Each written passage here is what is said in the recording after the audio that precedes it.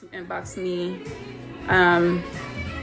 In no way, shape, form, or fashion am I an expert or a licensed psychologist on this topic, but I have been through it twice. I have been through it back to back, and everything that I experienced is pretty much, the pattern is pretty much the same. There were a couple of different nuances, but for the most part, in general, narcissists act the same. They're not very creative. Their actions follow the same cycle. So, all right, that said, I'm going to turn this down all the way, and I am going to get started. I thought that this would be a good discussion to bring to the table because, as I said, being in two back-to-back narcissistic relationships and experiencing the damaging and devastating effects of those relationships, I thought it would be a good idea for me to share some of my personal stories. I won't say names. I don't really want to give those people credence, but I will talk about situations, and I want to help somebody. I don't want anyone to experience what I experienced. And like I said in my post a couple of days ago, I really was near a nervous breakdown in the first relationship because I really didn't understand what was going on. In the second one, I recognized it, but trying to give somebody a chance, and it just didn't work out. So that said, if you recognize any of these traits that I'm about to go through, run. I can't tell you anything else to do but to run. Do not pass go. Do not collect $200. Just run. There's not going to be a change. The pattern is going to continue, and it's going to be a constant cycle. So go. You don't want to fall in too deep and get to the point where you're not able to just be yourself, and you don't want to lose yourself in those types of relationships. So narcissists are very charming. And that's how they pull you in. They're charming. They know it. They use it to their advantage and to your disadvantage. And they're very, very manipulative. And they're very good actors. And they use that ability to act and to put on a mask to pull you in. And they know exactly what they're doing. And how they do that, I'll explain to you one of the relationships that I was in. Like I said, there's two, but I'm going to go through the stages that happened to me in the first narcissistic abusive relationship that I was in. So in the beginning, oh my God, everything was phenomenal. Like, this had been an experience I never had before. He treated me like no man that I had ever dated before has ever treated me. And I just knew that this was the one. I mean, swept me off, like literally off my feet.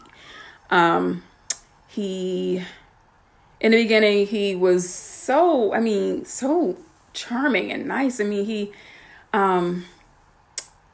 the first couple of nights that we talked on the phone, we talked on the phone literally for 12 hours, like from 6 o'clock at night till 6 o'clock in the morning. And he would, when we started to get together, as far as meeting each other, he would make sure that I walked on the right side of the sidewalk, on the inside of the sidewalk. What guy did that? None that I had been with prior to that. I actually, honestly, didn't even know that was proper etiquette. That's how much I had never been exposed to anything like that. And then he would kiss me on my forehead because that was like a sign of endearment. He would massage my back, massage my feet, give me a foot rub. He wanted to see me all the time, and he would pick me up from work. But there were a couple of signs that I had I kind of brushed them off. He was a little off, to say the least. He had this weird laugh and was childish. He kind of acted, childish for a 45-year-old.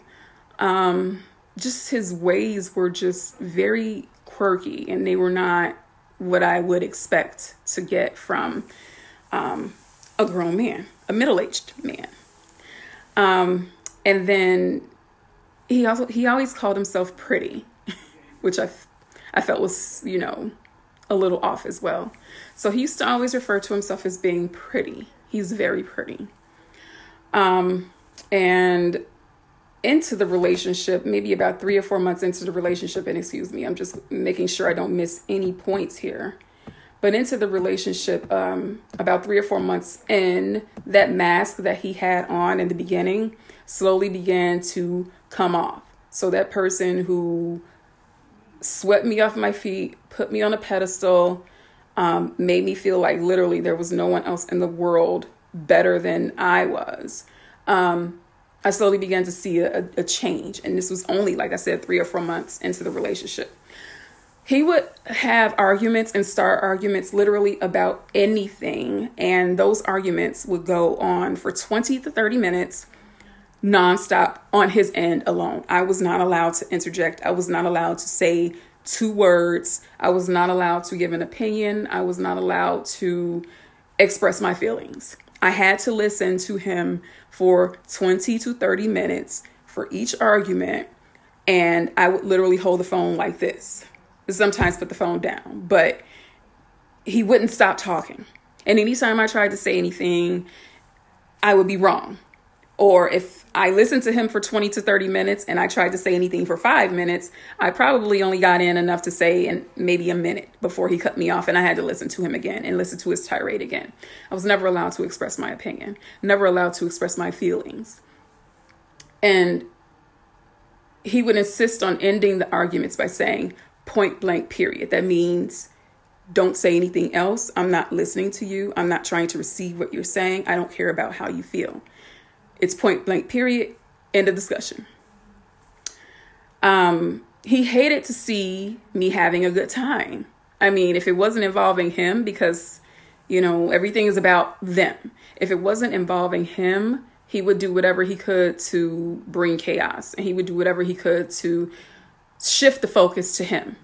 So he would start an argument out of nowhere, or he would just all of a sudden do anything, claim to be sick, claim to be in pain, anything to detract attention from what I was doing to pull attention into him.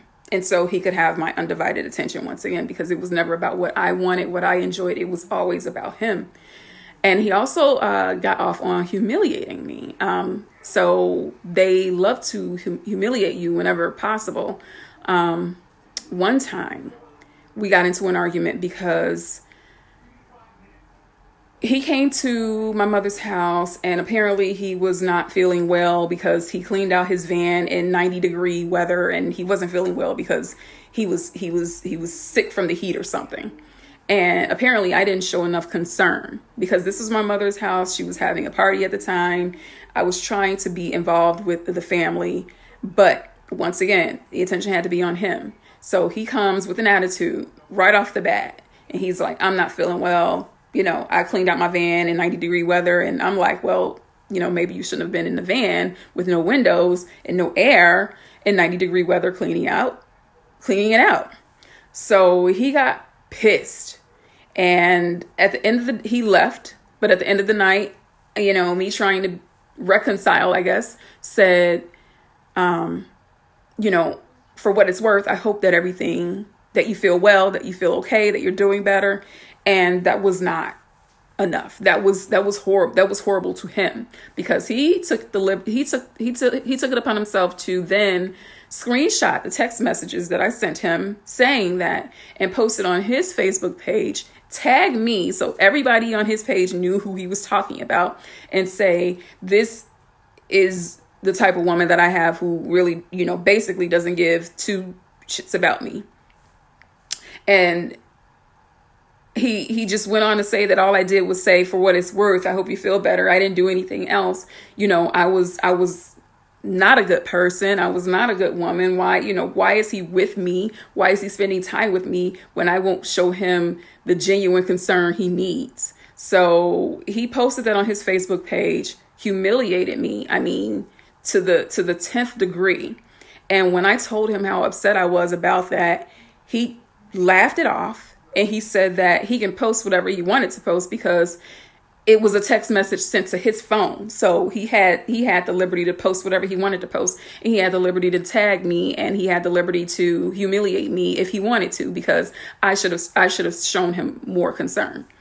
And so we continued to have an argument about that. And he picked me up from work one day, and we went to McDonald's on 147th and I believe it's Dixie Highway.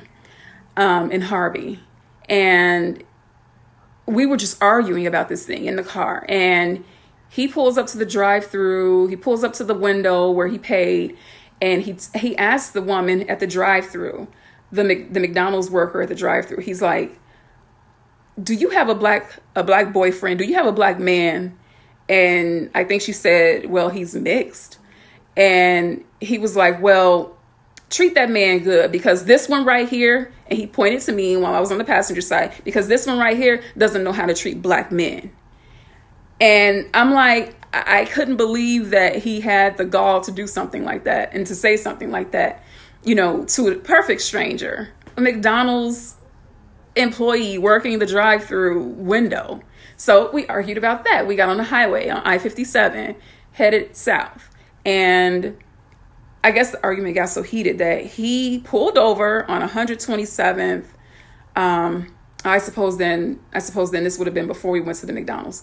But he pulled over on 127th and on I-57, and he told me to get out on the highway.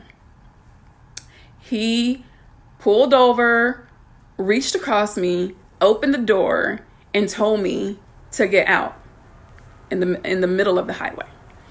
And I was just mentally done. So I don't know where I thought it was going, but I actually was about to just walk, jump out of the car.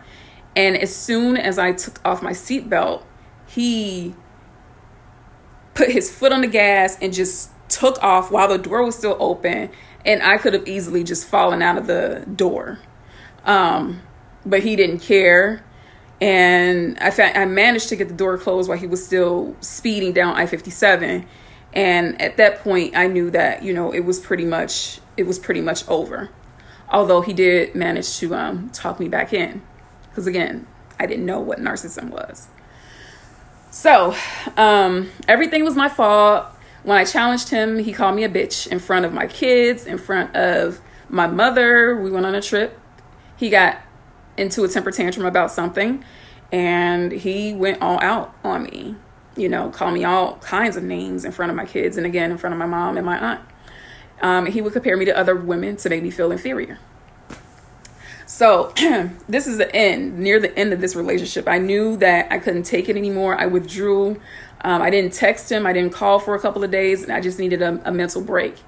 And then I received the silent treatment from him. He didn't call, he didn't text, he didn't do anything for about a week until he called ultimately, maybe 2 weeks later, and said that, he was done. He essentially was breaking up with me. So, okay. I didn't think much of it because we had been through this breakup, makeup thing. But he stopped accepting my calls. He stopped returning my texts, and I just wondered what was going on until just a week later, he posted a picture with his new girlfriend. This is a week later. He posted a pic with his new girlfriend, and then he posted a pic of him fixing her a meal. And this was a meal that he used to fix for me, a meal that he knew that I liked specifically. So he posted a picture that, I'm fixing this food for my new lady. And then he also, a week after that, maybe, or 2 weeks after that, posted a profile pic of them together. It was like a Hallmark or a JCPenney type of picture. They were all cuddled up and all snuggled up or whatever. And I will admit that it hurt, because at that time I was like, how could this person who said so much about me being, promising that I'm going to be their wife, who made me feel like I was the best thing since sliced bread, find someone in a week and all of a sudden be, booed up with this new person, like, and ignore me like I never existed. How could that be? And I was trying to wrap my head around that. But it's easy for narcissists to cut you off and act like you never existed. It's just that simple for them. They don't have any remorse. They don't have any empathy.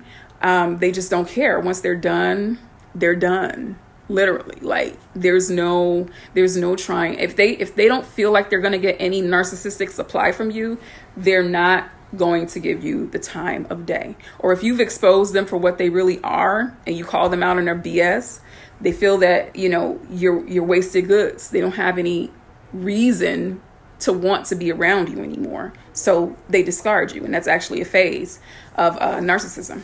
I won't talk about that again because it's way too much to cover about this disease and this to do it all in this live video. But he, basically, and then after that, I'm looking through my notes again. Oh, and then after we broke up, he still wasn't done humiliating me. He posted on his Facebook page that, I was a so-called lawyer, but I don't have the sense of a third grader. Just things he continued to say about me even after we had broken up. And this was just to get a rise out of me. And I did succumb to that. I did post something after that, but then I just kind of left it alone. I just said that I was going to block him and never look back. And I have not looked back. But he left me with millions of questions and no answers. You want to know, did you really mean anything to this person? How could things change so quickly? And that's when I started to go through like a nervous breakdown. Like, I was literally not eating, didn't want to be around anybody, was always talking about, why this happened, if we're ever going to get back together, and, just talking to anybody I could about it, until I finally decided that I was just going to find out what happened and do some research. And that's how I learned about this. But anyway, that's the quick overview. Now I want to go through the types of narcissists. There's 3 major types. The first is a classic narcissist. And, to a level, all of us have a level of narcissism because we take selfies. We are proud of our accomplishments and we will talk about our accomplishments. So classic narcissists are people who are attention seekers and they brag about themselves. They expect others to flatter them and feel entitled to special treatment. And they're bored when the attention is on anyone but themselves. And they're always overt, meaning they put people down, they boast about themselves, and they look for opportunities to take advantage of people.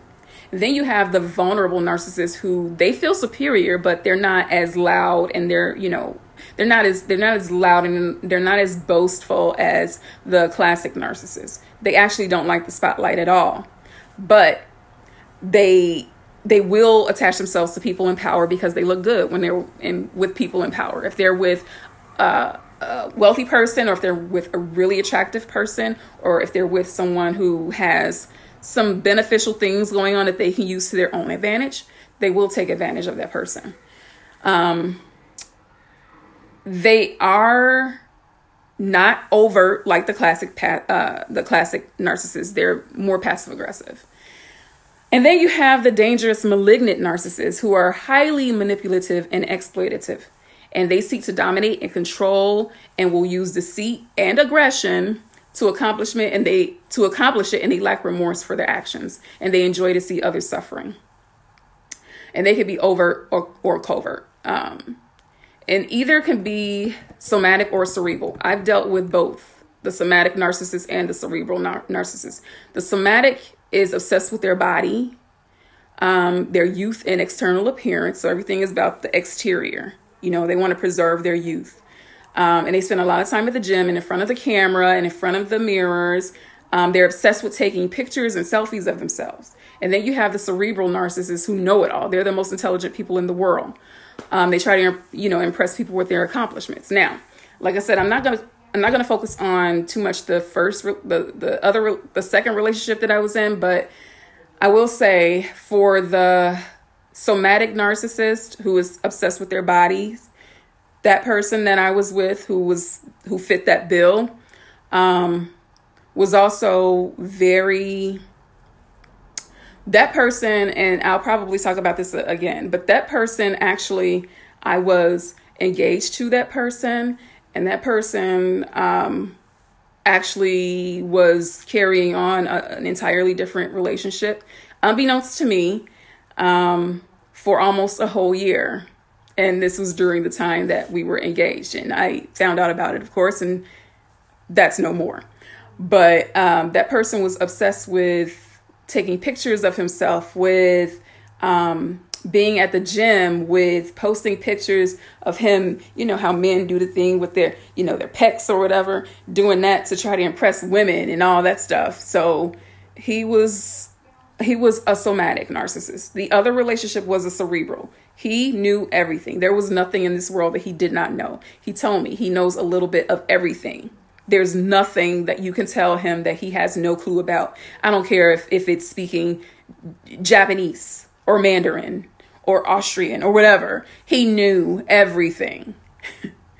But those are the types of narcissists. Now I just want to go through the traits really quickly.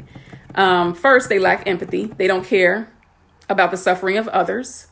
One of the narcissists that I was with, people probably know that I lost my best friend in 2017. And last year, the 1-year anniversary of her death, I was kind of, down and out. And he said he was going to come over to keep me company and to keep me uplifted. But when he came over, the only thing he did was plop on the couch, play on his, get on his phone, probably texting other women, and basically ignore me the whole time that he was here. He didn't show any affection towards me. He didn't care. And when I told him about it, he was just like, well, I came over and that should be it. Really? I could have done better with you staying where you were instead of coming over here just to plop down on my couch and not pay any attention to me and not help me, comfort me through this pain that I'm going through because I'm mourning the death of my friend. And he wanted to just talk about a commercial he booked and wanted me to applaud him and show him enough praise for this huge commercial that he booked. In his head, huge commercial that he booked. It didn't matter about what I was going through. It was all about him. So, like I said, they lack empathy. 2, they have an exaggerated sense of self-importance. So they're destined to be great. If they lose, they will blame others. Nothing is their fault. If they don't accomplish something, it wasn't because they're not great. It's because someone was hating on them or someone had a hand in them not winning. But they're awesome. They're great. They're magnificent. Nobody is better. No one will find anybody better. It's never them. It's always someone else. They have feelings of entitlement. They expect people to pamper them, coddle them, wait on them hand and foot. And they will be intrusive of your time. They don't care about your time. If you're in the middle of doing something and they call you, you have to respond. You have to answer that call right then and there. I don't care what you're doing. You could be talking to President Obama. It does not matter. If he calls or she calls, then you have to pick up that phone. You have to answer, because if not, you're going to hear about it and you're going to get their wrath. And I experienced that because one of them would text me all throughout the day while I'm at work, all throughout the day, sending poems and other things, whatnot. And if I didn't respond right away, I would hear about it. Like, I don't have anything else to do. Like, I'm not at work. Like, I don't have a job to do. No, my job is to sit there, wait for you to send me text messages and then respond on cue. That's what he expected from me. It doesn't matter what I'm doing. My time is his time. That's just how it works out.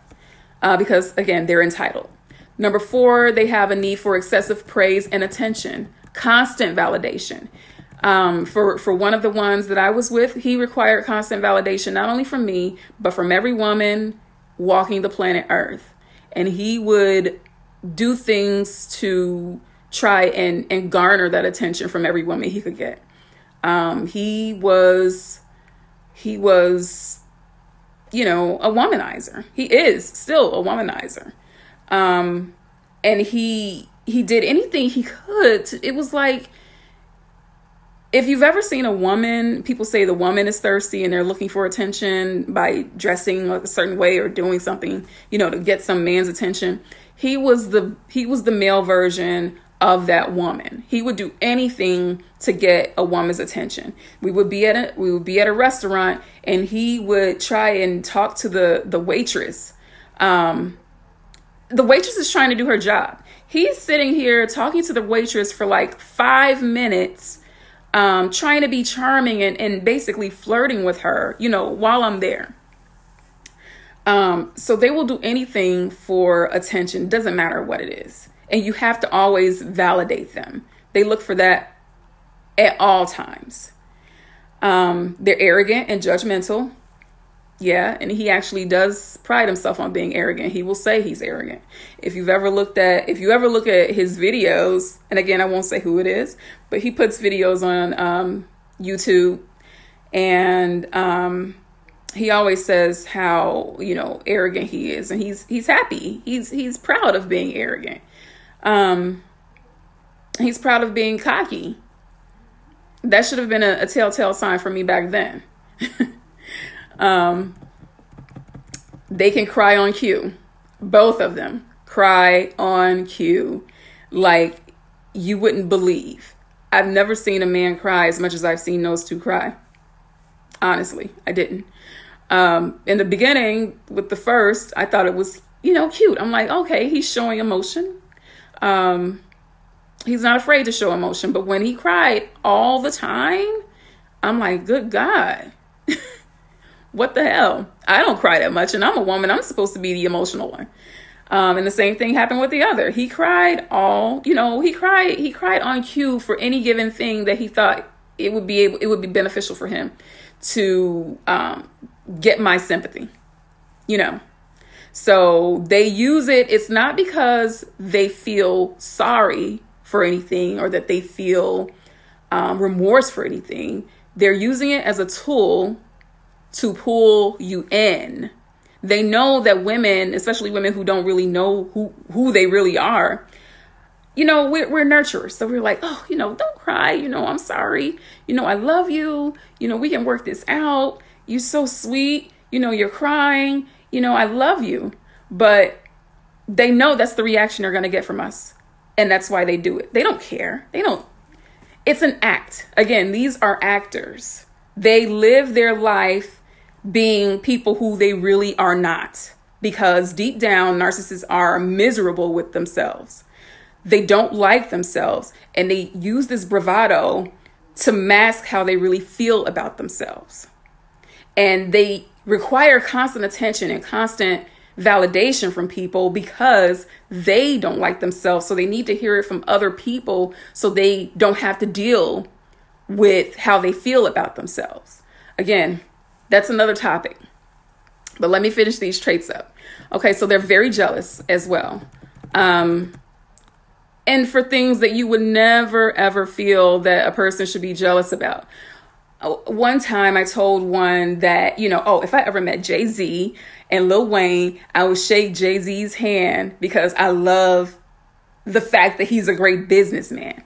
And I said that if I met Lil Wayne, I will hug him because I just like, for whatever reason, I don't know. But for whatever reason, I love like Lil Wayne. And if I just got a chance to see him, I would just hug him. And he got pissed. I'm like, why are you getting pissed? Because these are two men that I probably will never meet in my life. And they're celebrities. They're not like somebody who lives right next door to me.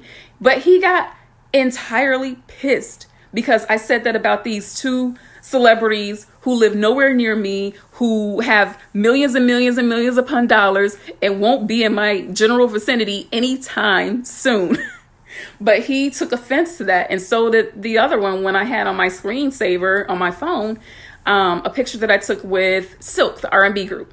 So he got mad because I have these singers, I took a picture with these singers on my phone. And he bugged out over that. I had to change the screensaver and put a picture of us two on the screensaver just to avoid the argument. And then they do nice things, from time to time, because that's what keeps you reeled in. So beware of those acts, though, because they're not done out of the kindness of their hearts. They're done to keep you around.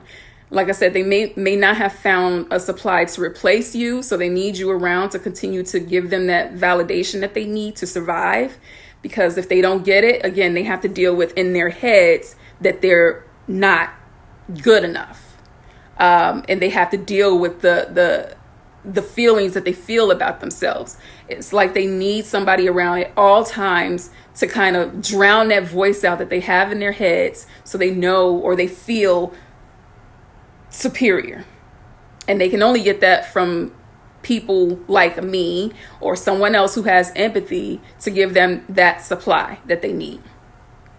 But one of them would send flowers, buy balloons, take me shopping. Like I said, I even got an engagement ring from one, but that was only for show. That was only to get likes on Facebook. That was because he actually told people, unbeknownst to me, because I had blocked him, so I wasn't on his Facebook page. But I found out from someone he was messing around with that he told people he only did that to see how many likes he could get. So again, that goes back to milking social media, especially to get attention. And that just fed his ego, people liking, people commenting and congratulating. But, for him and for his Facebook friends, it was all a joke. So they will do things like that. And one time he took me to Victoria's Secret and he got me some things from Victoria's Secret. But this ninja takes the Victoria's Secret bag and he wants me to take a picture of him holding the Victoria's Secret bag so he can then post it on his IG and his Facebook to show the world that he is this great guy. He's this great catch. Hey, I picked my girl up from work. I took her to the mall. I took her to Victoria's Secret. I bought her this. Look at me holding the bag. This is what I do. This is all, again, to get attention, especially from women, because what are the women going to say? Oh, I wish I had a man like that. I wish I had a man to take me out and take me shopping and to take me to Victoria's Secret. I wish I had a man to spend money on me like that.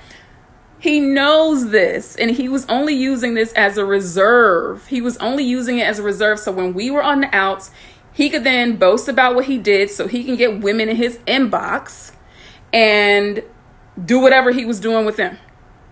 It wasn't for me. Everything he did for me wasn't for me. It was for him. So, and then the other one, he would do nice things and perform acts of kindness, but later on he would throw it in my face and be like, well, remember I did this for you. You didn't deserve this. Everything he did for me would then come back to me. It was never a genuine or sincere act. It was only to place in his reserves to then throw at me later on. They're self-centered. Everything is about them. I've already said that. I don't think I said for one of them. I said when we went on a road trip a couple years ago in 2016. We drove to the East Coast. We drove to Philly. And, it was a pretty long drive, about 13 hours or so. So we were happy when we got there. Everybody was excited. It was me, my kids, my mom, my aunt, my cousin. We were all happy, just excited to be there. And we went to Walmart to pick up because we had an Airbnb. So we went to Walmart to stock up on some food, and he promised to cook. And he didn't want to go to Walmart for whatever reason, but we went anyway because it was the closest. So he got there, he got mad because he was looking for a specific spice and they didn't have the spice. And oh my God, why didn't Walmart have this spice? I caught hell behind that. I told you not to come to this wall. I told you not to go to Walmart. I told you they wouldn't have what I was looking for, but you don't fucking listen. You this, you that. You're such a bitch, and this, that, and the other. And all of this, like I said, in front of my kids. Like, it was not that serious, but because we were happy, we were expressing joy, we were happy to be on this trip together, he didn't like to see people happy if it didn't have anything to do with him. And he found anything he could do to throw a monkey wrench in it and cause chaos. You just couldn't be happy around him. Then lastly, they're very sensitive and they can't take criticism at all. While we were on that trip, you know, we finally got to a point where for a second we were cool. You know, everything was cool. And I was joking. I touched him on his nose and, you know, it was like with your pointy nose or whatever, pointy nose. And he got pissed because I said he had a pointy nose. And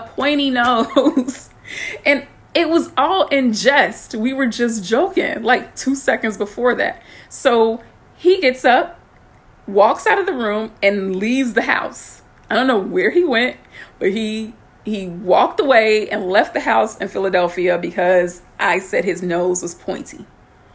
And then the other one just couldn't take sarcasm at all. I'm a sarcastic person. It's not to be malicious. It's not to put anybody down. That's just my personality. And I only say it when I know that, you know, we're joking. And it's never anything to the point where, you know, I'm degrading anybody or I'm insulting anybody.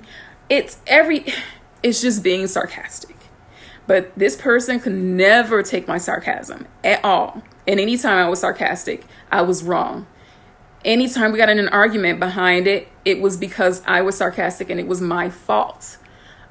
It wasn't just that he was sensitive. It's that I was being malicious and evil and vile.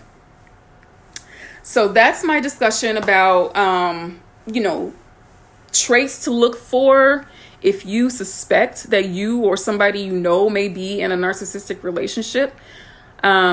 This subject goes much deeper than what I've just outlined, but these are just the boilerplate signs to look out for. And I asked people to send me questions if you had any questions. I did have a couple questions, and I'm just going to answer those really quickly. Okay, someone said, you said abuse by a narcissist is worse than physical abuse. How? Okay, because physical abuse, yeah, it's bad. However, when you're dealing with a physical abusive relationship, you really know, you pretty much know what you're dealing with. You already know what type of person you're with. Whether or not you choose to leave that person is up to you. I know people do go back, but there's no question in your mind, you know, that this person has violent tendencies. So with narcissists, everything about them is masked. You don't know. You fall hard for the character they've portrayed. They make you think that no one in the world is better than you. They pull you in emotionally. And once they have that emotional grasp on you, that's hard to let go. You know, and then after they've put you on this pedestal, they begin to degrade you and belittle you and humiliate you. And you're constantly questioning what happened to the person who loved me. What happened? And when they tell you all the time that everything is your fault, you then begin to think that maybe it is my fault. Maybe I'm not doing something right. So you're spinning wheels to try to figure out what you need to do to change in order to get them to be the person that they were in the beginning. But that's never going to happen. It's a lost cause. They intend to inflict emotional harm on you. There's no getting around that. Now, they may come around again and love bomb you again, like they did in the beginning, but that love bomb will be shorter and the degradation will be more vicious each time. So the more you continue to go back, the more they're going to belittle you and degrade you and devalue you until they're done for good. So on top of that, narcissistic relationships also affect your physical health. They cause heart attacks, adrenal fatigue, weight loss and weight gain, hair loss, insomnia, anxiety, depression, suicidal thoughts, PTSD, digestive problems, asthma, migraines, epilepsy, and even cancer. So the second question I had was, I may be in a narcissistic relationship, but I really love him. I know I should leave, but it's so hard. Can we find help? There is no cure. No cure for narcissism at all. For one, narcissists, they don't think that anything is wrong with them. So they're not going to willingly go to any therapy or see any professionals because they're perfect. Why would they need help? So there is no cure, unfortunately. The only thing you can do is do what's best for you, because there's no helping that person. Even if they do decide to go because you suggest it, again, it's only to keep you reeled in. It's not because they actually are seeking help. They're doing it as a facade. They're doing it to save face. So you think they're trying to make a change. But in reality, as always with the narcissist, it's only a game. It's only a facade. It's only a mask. It's only their way of continuing to exercise dominion and control over you. So what it boils down to is that a narcissist will be a narcissist forever. There's no changing that. So that is my discussion. I'm so happy that I was able to talk about this and kind of get this off my chest, because it's been weighing on me that I can't imagine how many people. There's a lot of people. I mean, there's statistics that say, like 19 million people in the US alone have NPD, narcissistic personality disorder. So I just hope to help at least one person. It can really, with me, it really only helped by talking, researching and talking to others. So that's what I hope to help someone out there with. So if, anybody is interested in having more discussions about this, please like the Facebook page and let me know what's on your mind. I won't say any names, but if there's a discussion that you want to talk about, let me know. Inbox me and I will be happy to sit down and have this discussion again, because like I said, the only thing that really helped me is talking about it. And to help me get through not going back to that abuse was talking it through. So I'm happy to help you all out. Thanks for tuning in. Share with, your friend or whomever you feel needs to see this. And hopefully we'll have a further discussion about this in the future. Bye.